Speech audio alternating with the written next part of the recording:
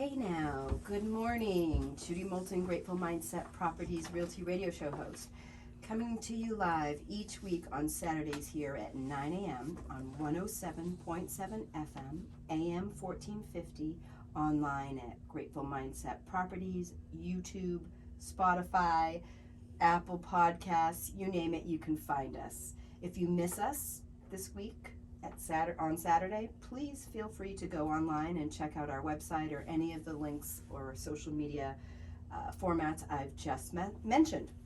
Today I have a special guest, Alyce Knaflich from Aura Home Women Vets.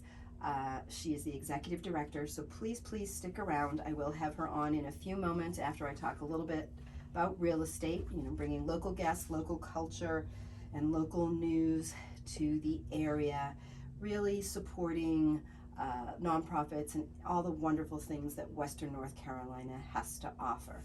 So many of you may or may not be aware that interest rates have dropped a little bit, which is some really good news. Inflation and all that we've been hearing about for some time now, thought would stimulate more of the economy and stimulate more of the real estate market. Well, with interest rates being so high, almost at 8% just a couple of weeks ago, we are now back down to about 7.3% for the 30-year fixed and in the high sixes for the 15-year. And we're talking about hopefully in January going back to 6% for the 30-year and so on. So please stay tuned for more of that. We're also seeing we see a heightened spike during the beginning of October for home purchases. Right now, things have dropped a little bit as we approach Thanksgiving. We're grateful for Thanksgiving. We're grateful for the holidays and all that it brings. But right now, we are seeing that price per square foot has dropped in the Western North Carolina, especially here in Hendersonville, about $100 per square foot. Although the median price point is still in the 400s, we are seeing about $100 per square foot drop overall. So that's just something to be mindful of. Still, we're in that balanced market, so it is a good time to sell, a good time to buy. If you don't have to buy with a mortgage, certainly, it's even better because, again, in a balanced market, things are listed fairly, priced very well so that they're not too high, and we are ready to sell things. Always looking for sellers, always looking for buyers. Please reach out for any reason or no reason at 828-290-0940. Currently have about 40 new listings, about 40 decreases in price, and about 10 back on the market, and only a few coming soon. And we'll see things slow during that Thanksgiving time and Christmas holiday, but that doesn't mean you can't come and look at things.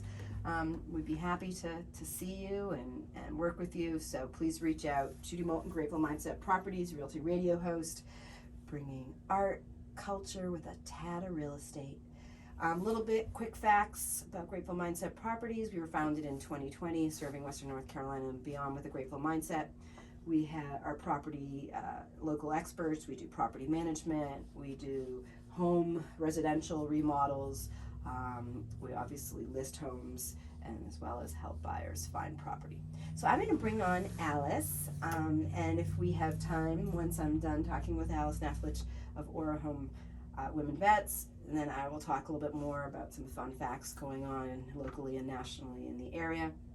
So I'd like to bring on Alyce Knaflich, Executive Director of Aura Home Women Vets. And so Alyce, I'd love to hear more about Aura Homes. I know a little bit about it. I am on the board and I really enjoy working with you. So it's a pleasure to have you on here today. So welcome.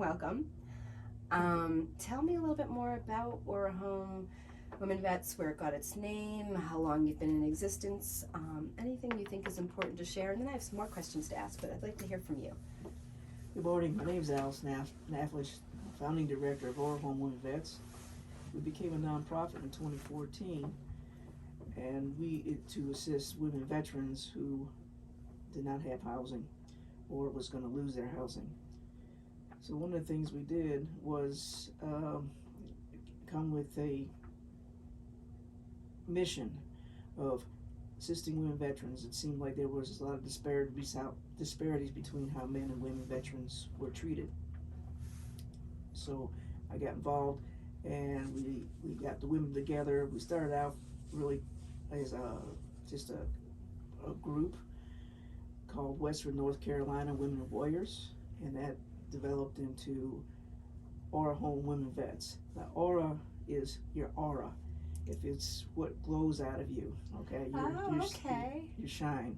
So I want women, veterans, to show their shine in our home and become productive members of the society again. Okay. So I know that you purchased property at 1744 Meadowbrook Terrace. When was that? 2016. Yes, December 2016. December 2016, and it's the future for the Felicia Reeves home, correct? Correct. And that's here in Hendersonville. Tell me about that, the focus of that and the phases and the things that you're planning. Yes, we purchased an abandoned assisted living facility here in Hendersonville, North Carolina, where we decided that we was going to put women veterans in there because that kind of finishes our vision of helping women veterans. Right now we just help them with rent, utilities, etc. But those who are literally homeless, we like to have a place for them to actually have. And we get them in there and help them find their way. We have a five-phase program that has worked in our pilot program that we had when we had a 3-bedroom apartment for just under 4 years. Mm-hmm. And in that 4-year time frame, we assisted 26 women veterans. Wow. Successfully being housed. Was that Nashville? Yes, that apartment was in Asheville at the time. So we wanted to expand our program, and this assisted living facility will hold about 12 women veterans, 11 residents, and then 1 house manager. We will have a house director. We will have social workers and peer support, and we want to also have physical security as well. From there, we called it Felicia Reeves home because Felicia Reeves was a resident of Hendersonville. She was a U.S. Army veteran, and when she got out of service, she got herself in some trouble here. She got mixed up with the wrong crowd, I guess, and she ended up in Elizabeth, New Jersey. Oh, wow. Found dead. I'm sorry to hear that. And I think if she knew we existed and we had a place for her to be, that maybe she'd still be alive today instead of getting mixed up with the wrong crowd. They've done a lot of investigation. You can Google her name, Felicia Reeves. And that's Reeves, correct? Correct. And you'll hear her story. They've done a lot of investigation reports, but they don't know what really happened. The police said it was suicide. The family says otherwise. So it's like a unresolved case. Okay. So that's why it's called Felicia Reeves Home, underneath Aura Home. Gotcha. As a nonprofit. Gotcha.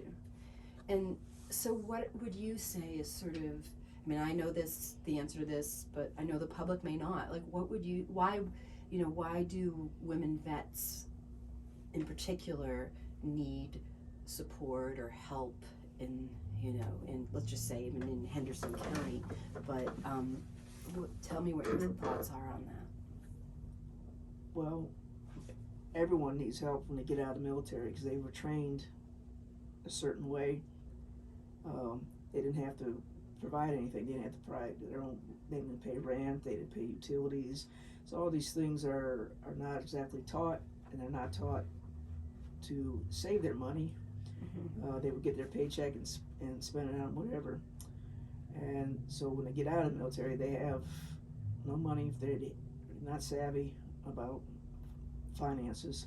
And they have no safety net, and there's nothing to fall back on. Well, a lot of times there's not a safety net. Sometimes they go back to their families, and their family rejects them because of the way they changed, whether it's post-traumatic stress disorder or their physical or medical issues that may affect their family. They're not the same person as they went into the military. So a lot of times the family rejects them, and then they're without that support. And then they also don't know, have how to find things, how to get an apartment, how to get a job. A lot of military job skills are not easily converted into the civilian workforce, so that's also a difficult thing. There's not a whole lot of places for infantry. Maybe a police force, but if they're not trained to come out of the military, how to readjust to the civilian world, they get lost out there. A lot of them go to drugs and alcohol issues because they can't find housing. They can't have trouble adjusting because we're very disciplined. We're taught to be task oriented and, you know, get the task done and move on to the next task. And it's very difficult for us to work with a civilian workforce when we train like that. And you've had personal experience this with yourself. I mean, it's one of the reasons why you founded this, correct? Yes. When I got out of the military, I didn't know I had PTSD. It was undiagnosed at the time. After finishing my bachelor's degree in poultry science, biotechnology emphasis, I started in the poultry industry, international poultry industry, and within a year, my PTSD showed. I wasn't able to work with people. Didn't make that transition, and went to the VA, and they diagnosed me with PTSD, and then they also told me I couldn't work anymore. So I'm just under 40 years of age, and I'm told I can't work anymore. Wow. How do I sustain myself? So I went. Were you 100%? Or No. When they first rated me at 40%. Oh, jeez. 30% for PTSD and 10% for back injury. Okay. I mean, which is not enough to live off of. No, that was like $300 a month. But that money was taken from me, or they retained that money because when I got out of service, I was under a special benefit because they were doing a drawdown when I got out, and they recouped about $81,000. So they just retained that money until it was all paid out. And so it took almost 10 years for that to happen. Yeah. So I was without any income, can't work. So I ended up using up all my credit cards. You know, I had great credit then. I had to do bankruptcy and all this. I sold everything I owned. And then I ended up on the street. Kept on going, waiting for my disability. Eventually, disabilities increased, went to 50% and on up. It wasn't until after I reached 100% disability and that it finally got paid off, and I could start. Had enough money to get my own place. Now, did you meet someone along the way, a social worker, case manager, someone to help you at the VA? Who was it? How did you get to your 100% so that you could get support and then get obviously to where you are now? I had DAV, which is Disabled American Veterans. Okay. Initially started my claims, and I had the Vet Center in Savannah, Georgia, help me for another increase. I had to keep on going to VA for treatment and all this stuff, so they keep my service connection, make that nexus. They call it a nexus. And then AMVETS is the ones that got a hold of me and pushed through and got 100% disability. And then I became a life member with AMVETS and life member of DAV. Okay. So they helped me with my claim process, and I finally got 100% that way. But all the time through that, the social workers and my primary care and all that at the VA hospital would not acknowledge my homelessness.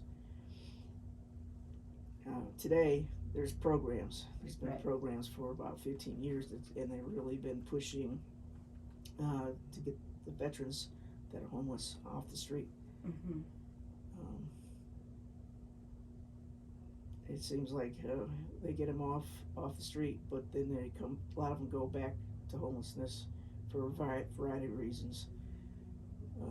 So we get them off the street, and then some of them go back for evictions and stuff because they can't adjust to live in a house. So part of what Aura Home and Felicia Reeves' house is going to be is to help the women veterans to maintain a house, how to look at nutrition and how to purchase things, be budget savvy, and get good jobs, good paying jobs that can sustain themselves beyond Aura Home. So our program, the average stay when we had our pilot program was 6 to 9 months for the women veterans. They probably end up to about 3 years depending on their individual plan. So we'll work with them every aspect that you can do: employment, training, education, getting them housed. Gotcha. So Gotcha. forth. No, and you know, I know what 40%, 50%, 100% means, you know, in terms of disability, in terms of, you know, it provides services, you know, medical, right? It also provides housing support, correct? No. They don't give you a stipend for housing? No. It's just for your compensation for your disability. Okay. So that's important when you and I are talking about this, because public is listening to this, they may not understand what we're talking about. So it does not provide housing support, it provides money, right? Just money. Just money. And you are able to go to the VA for medical care. But so there's still, and it's still not enough, and so it's, you know, it's still sort of an amount of money that doesn't provide you with all of the resources needed. And this is one of the reasons that you're talking about for the Felicia Reeves home, is to provide something, that a resource, a much needed resource, to help, in particular women veterans, because there's a lot out there, more so for men than there are for women, and they're different needs, correct? Correct. Yeah, even 100% service-connected disability is about 3,600 hours a month. Think about that. If you're paying rent $2,000 a month, God. You're Gas and utilities food, and yep. food and everything else that you need, like these phones. You know, buying a telephone is today's ridiculous. And everyone has to have Wi-Fi now. These all the things are tasking on our income, and the income rates aren't going. Our income rate doesn't increase as quickly as the cost of things. Yeah. And then housing. Right now, there's a big thing about the VA home loan and the mortgage thing. They had a stop on the paying mortgage during the COVID. Now that program it's terminated, and now they expect the veterans to start paying again. And then if they refinance, they expect them to have a higher interest rate. So now they're looking at what veterans possibly being forbearance, foreclosed on. So now we're going to have even more homeless veterans because they can't meet the need. It's crazy, because God knows with technology, I was just talking to someone about this morning, that there is enough to supply everyone with what they need in terms of food, housing, resources. We are at a point of that in terms of, you know, where we are in our lives today, and it's such a shame that, you know, there are all these resources that are available. There is money to be given and services to be given. We just need to make sure that people are getting them. So I'm grateful that, you know, that Aura Home Women Vets exists, and I'm grateful that it exists, and I'm grateful that you're here today. And I know something I wanted to bring up is Giving Tuesday is coming up on November 28th, and I know that the Felicia Reeves Home, Aura Home Women Vets here in Hendersonville, it has some needs, and we need worker bees, we need money to finish the home so that we can get some women housed and living in this home. And I know right now you've got drywallers, you've got that going. You're looking at HVAC and versus mini splits. So if there's anyone that's out there listening, and when you work in the industry, whether you're a contractor working construction or you own a company and you can donate time or donate items, or even just donate money for these items. So mini splits, we need water heaters, windows, anything else you can think of? Oh, we need doors, interior doors. We got the exterior doors. We need interior doors. Okay, so interior doors, and again, people to work on some of these things, day laborers, people with skills, people without skills. So you can reach out. How can people reach you? How can people reach Aura Women Vets? What would be the way to reach you? What do you let people know? Well, one way is on our website, which is aurahomewomenvets.com or .net. Or you call us at 828-771-6979. We got a Facebook out there, Aura Home. There's a lot of different ways, but you can. Website's the best, or to call. If I don't answer, you can leave a message. It's on a Google Voice, so I'll get the message. Good. You can also call or text me, and I'll help coordinate as well, because I'm trying to help as much as I can. So Giving Tuesday, if you can go on the website, and I think there's like a donate button, isn't there as well? Yes, PayPal, yeah. PayPal, so people can go on the website again is Aura Home Women Vets. Okay. .net or .com. Okay, so they can go there and do that. You have Saturdays 9 to 12 where people can come in and volunteer at 1744 Meadowbrook Terrace here in Hendersonville. So that's a way to do that. Anything else you think is important to share with folks that we haven't talked about? Sure. We have several other programs like the chaperone service to VA appointments. We also have we like to have peer mentors match up each woman veteran with another peer. Well, hopefully it's the same branch of service, but it doesn't matter if it's military. These kind of things we do all the time. We also package care packages with personal care or house products, household cleaning products, food, and deliver out to the women that recently got housed or maybe still need to maintain housing. One of the things we like to concentrate on is the prevention piece. If we could keep them where they're at, it's the best thing, because if they have to lose everything and start over again, that's not cost effective, not only for them, but for society. And also, if you just imagine the trauma involved with having to leave your place of residence and lose everything, what are you going to do with your stuff? You can't get in storage or maintain storage. What do? You got to leave it, give it away, throw it away. So that I think our homeless programs need to really more focus on prevention, vice wait till you're literally homeless, as the definition HUD gives out. I think that we need to look at helping our neighbors, our friends, our family, and keep them where they're at. I agree. And how are people finding you right? So how are women finding you right now? Is there a pass through or an organization that kind of contacts you and says, "Hey, this woman is at risk of losing her home"? Or walk me through that. Yes, we're listed with the United Way. Okay. We're listed with NC Cares 360.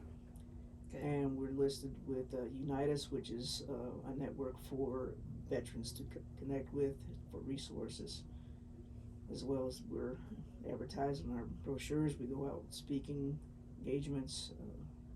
Word of mouth is a big thing, and then cooperation with several other organizations.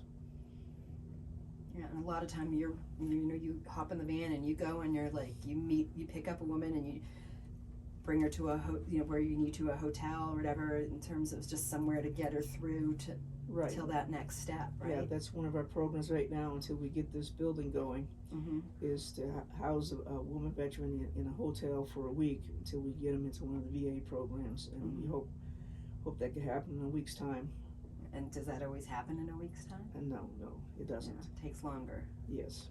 And then right now, some of the transitional homes or group homes are they full? Where are there places where, where do they go? Hotels? Sometimes they're full. Other Uh-huh. times they cannot accommodate more because they're short on staff. Got you. I'm sure COVID played a Yeah, huge role. or money. Sometimes Money, it's staff. Got you. Okay. So we have a couple more minutes. So let me think of what could I talk about? Well, we could talk about how many homeless we have in the state of North Thank you. Carolina. That would be great. Give me some statistics. Okay, well, We love statistics. well, here in Henderson County, there's actually 8,822 veterans that live in this county. 10.8% are women veterans. The VA says 14% of women veterans are homeless or at risk of homelessness. So right here in Henderson County, there's 133 women veterans out there that needs our help. So for the state of North Carolina, these are numbers from the 2020 census, veteran populations, and we just calculated them out. Mm-hmm. And I have lists here for every county in the state of North Carolina, but I'll just give you the whole state numbers. And these numbers don't include National Guard, reservists, or active duty. These are just veterans. Mm-hmm. So the state of North Carolina has 653,000, I'll get it, and 465 veterans. 70,524 are women.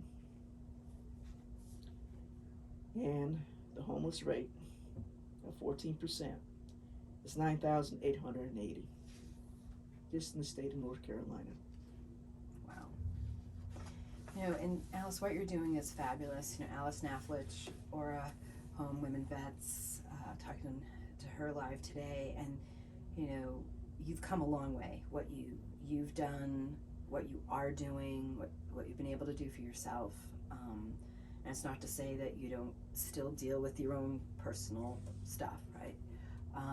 But the fact that you were able to say, you know what, people need my help, and I might need to put my own issues, my own PTSD, my own demons aside, because what matters more is to help people, women in particular, like yourself,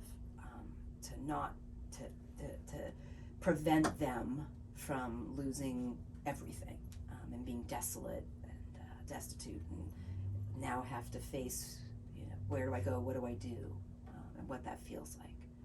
So thank you for doing what you do, and not giving up. And I know you're tired because it's been a long week, and she's in the building and it's cold, there's no heat, it's been 50 degrees, it's getting colder, so we really need those mini splits or HVAC to happen, because it's to be in a cold environment day after day and meeting with contractors and all that.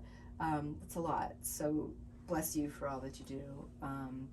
Again, Alyce Knaflich, Aura Home Women Vets, Aura Home, womenvets.net, also on Facebook, and a number again to call if they need to. It's 828-771-6979. So thank you. Judy Moulton, Grateful Mindset Properties Realty Radio host, coming to you live each week. Thank you for listening each week.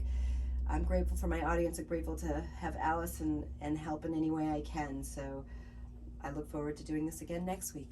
Thank you.